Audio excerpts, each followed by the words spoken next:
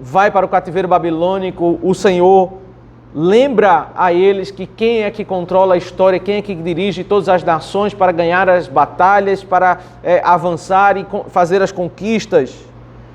A primeira parte do capítulo 31 diz exatamente sobre esse conceito da soberania de Deus, Deus estando por trás de todos os movimentos de guerras. Em segundo lugar, ele passa a apresentar o cuidado especial do Senhor para com o seu povo. Como Deus decidiu salvar Jacó, Deus decidiu abençoar a Israel, abençoar esse povo, e que eles não seriam envergonhados, eles seriam abençoados, o Senhor iria tomar ele pela mão direita, iria guiar ele, iria abençoar.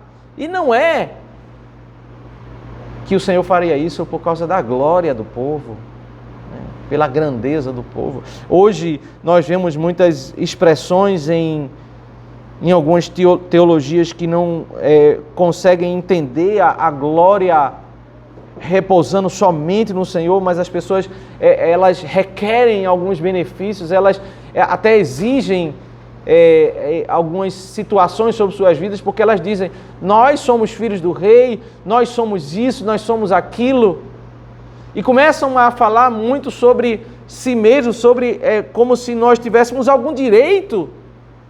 E quando Deus diz que Ele vai abençoar Israel, Ele chama Israel de vermezinho de Jacó. A graça de Deus, o poder de Deus não é pelo poder, a glória do povo. O verso 14 diz, vermezinho de Jacó, povozinho de Israel. É por causa da glória do Senhor que esse povo é abençoado, não é pela nossa grandeza, não é sobre o nosso poder. Se você atentou para o capítulo 40, que fala sobre a profecia da manifestação do rei, do Messias, e que antes Deus iria uma voz clamar no deserto, preparando o caminho para o Senhor. Essa voz que no Novo Testamento a Bíblia nos ensina que é João Batista, que pregou no deserto. Mas o deserto, no capítulo 40, ele passa a ter uma conotação, uma preparação para nós vermos que ali no lugar de morte, no lugar de sequidão, é dali de onde o Senhor vai fazer sair vida. E a vida vai ser exatamente não em termos literais, eles não vão ver a plantação ou qualquer coisa, mas é a vida por meio da pregação da palavra que ele vai falar no meio de tantas distorções que fariseus e saduceus ensinavam. João Batista vai apontar o caminho para que o povo reconheça quem é o Messias.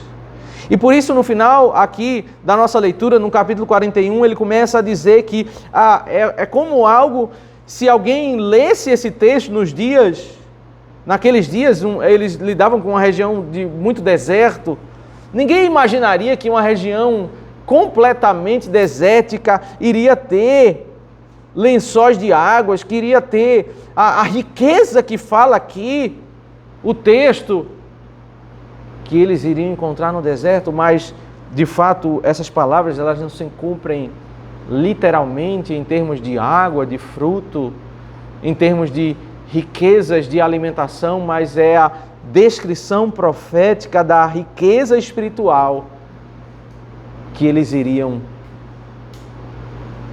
absorver ao ouvirem a pregação do Evangelho por meio de João Batista, que iria indicar Cristo. O Senhor Jesus Cristo, no Evangelho de João, diz que ele se aproxima do povo e diz, aquele que tem sede, venha a mim e beba. Ele usa esses termos para falar sobre a riqueza que era exatamente beber dos seus ensinos, aprender da sua palavra. A mulher samaritana tinha que continuamente descer para pegar água no poço e carregar continuamente, várias vezes no dia. O Senhor Jesus disse, eu tenho uma água para lhe dar. Se você beber dessa água, jamais você terá sede. Ele usa os elementos da necessidade do povo, a água, a comida, para falar sobre a riqueza espiritual do reino de Deus. E é exatamente isso que Isaías 41 está fazendo. Quem vai ao deserto vai encontrar a riqueza.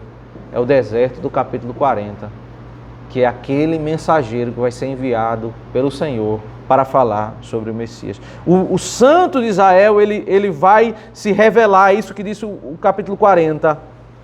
E agora o capítulo 41 diz que é no deserto que nós vamos escolher as grandes riquezas, a riqueza da palavra do Senhor. Nós vamos nesse momento ter um momento de oração silenciosa, onde nós vamos confessar as nossas faltas, reconhecer